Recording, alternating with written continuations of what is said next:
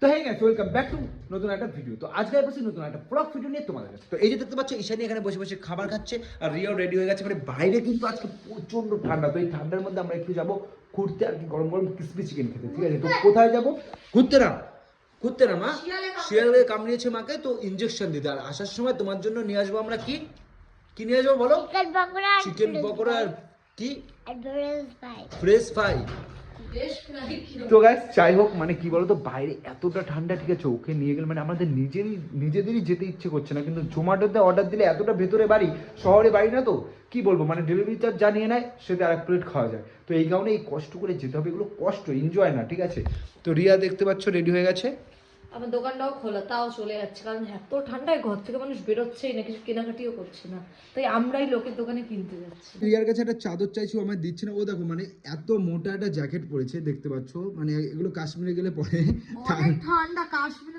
তারপরে আবার এটা পরেছে, দেখো এই যে একটা চাদর, আবার এই যে একটা চাদর, ঠিক আছে। আর আমি দেখতে পাচ্ছ মানে একটা টুপি পরবো, এই যে আমার কাছে এই টুপিটা আছে, তো টুপিটা পরবো। আমার কিন্তু গলাটা পুরো ফাঁকা, তো সেই জন্য আমি ওর উপরের এই চাদরটা চাইছি, ও দেবে না।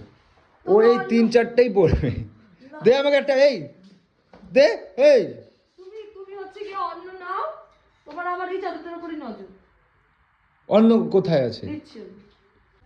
তো বন্ধুরা, এই যে আমরা ফাইনালি বেরিয়ে গেছি, ঠিক আছে। তো দেখতে পাচ্ছ মানে গাড়ি এখানে রেখেছি, উপর দিয়ে কুয়াশা পড়ে গেছে, ঠিক আছে।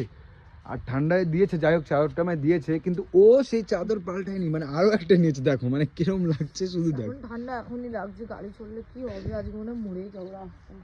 তো বন্ধুরা দেখতে পাচ্ছ, নাক মুখ সব জ্বলে যাচ্ছে, তাই বন্ধ করে নিয়েছি, দেখা যাচ্ছে না, ভূতের মতো চোরের মতো। আমাকে আর একে দেখো, আর গাড়ি এমনি সময় চলায় মানে 60-70, আর এখন 16 ওটা 14 হয়ে যাচ্ছে। দুয়ে চালাতে পারছি না তাই। মানে কেমন ঠান্ডা, আর তাও তো এখানে ঘর বাড়ি আছে। আর একটু আগে গেলে সেখানে শুধু মাঠ আর ধোঁয়া কুয়াশা দেখা যাবে একটু পরে, তাই না? দেখো রাস্তাটা শুধু দেখো, চারিপাশ কিচ্ছু দেখা যাচ্ছে না। আর মাঠ না যেহেতু, তার জন্য আরো ঠান্ডা বেশি। আর সামনে তোমরা দেখো কেমন দল বেঁধে সব আগুন পোহাচ্ছে, দেখছো? মানে বাজারের লোকরাও রাস্তার উপরে আগুন নিয়ে বসে পড়েছে, মানে এত পরিমাণে ঠান্ডা। আর এখন বলছে ঠান্ডা আরো পড়বে, মানে বুঝতে পারছো কি হবে এরপরে। তো দেখো বন্ধুরা, এখানে একটা ক্যাফে আছে খুব সুন্দর, কিন্তু এখানে যে ডেকোরেশনটা করেছে, সেই ডেকোরেশনের টাকাটাও আমাদের থেকেই নিয়ে নেবে। এই জন্য এখানে আমরা যাই না, তাই তো? আর ওই ছেলের যেখানে আমরা যাচ্ছি, ওনার খাবার দাবার এত ভালো, ওই জায়গাটা দেখতে হবে মনে হয় গরিবদের মতো, বাট খুব খাবার দাবার মানে 5 স্টারেরও ওপরে। মানে বাজেট হিসাবে ওই জায়গাটা বেস্ট। হ্যাঁ, অনেক ভালো। বাজেট হিসাবে সেরকম খাবার না। হ্যাঁ, আর মানে কি বলবো, মানে আমার মেয়ে পর্যন্ত এখানকার খাবার ভালো ভালোবাসে।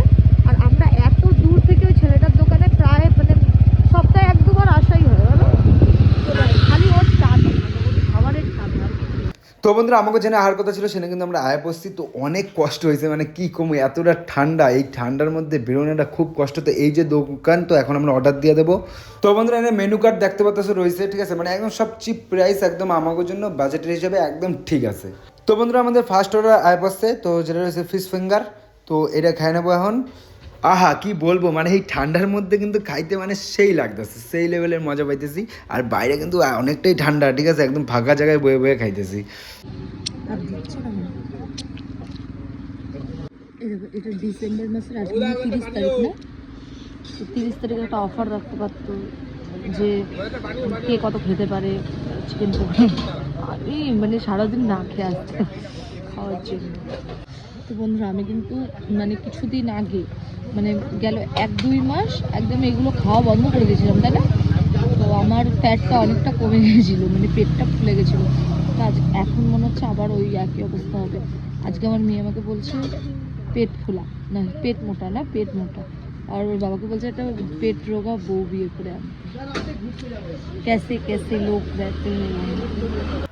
তো বন্ধুরা, পরের অর্ডার ক্রিসপি চিকেন। তো ক্রিসপি চিকেনটা কিন্তু মানে এই দোকানের সব থেকে সেরা, মানে আমার মুখে, রিয়ার মুখে, মানে আমাদের কাছে সব থেকে সেরা হলো এই দোকানেরটা। আমি অন্য জায়গায় অনেক জায়গায় খাইছি, দামও বেশি নেয় সেই জায়গায়, কিন্তু এত টেস্ট কোনোদিনই আমি খাইনি। মানে আমার কাছে এটা সব থেকে বেটার। দেখো এক একজনের মুখে তো এক এক রকম, তো আমরা এটা সব থেকে বেশি ভালো খাই। তো মানে এই জায়গায় এলে আমরা ক্রিসপি চিকেন 1 প্লেট খামই, অন্য কিছু খাই আর না খাই। এইদিকে খাওয়া হয়ে গিয়ে আমি পেমেন্টও দিয়ে লাইছি, তো রিয়া এখনও বয়া বয়া খাইতেছে। আর কীভাবে খাইতেছে চলো তোমাকে একটা জিনিস দেয়, মানে সব থেকে ভালো লাগবে। দাও, মানে ও একটা ছোটো ইয়ে দশে ওইটারে ও খাইবেই, মানে ওর ওইটা খাইতেই হবে, ও যেভাবে হোক ওইটারে খাবে। তো দেখতে থাকো। খা খা হাত দিয়ে খা।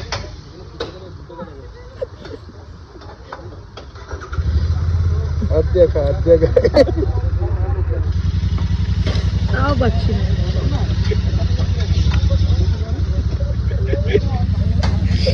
মানে কুত্তার মতো চেটে চেটে খেলে এখানে।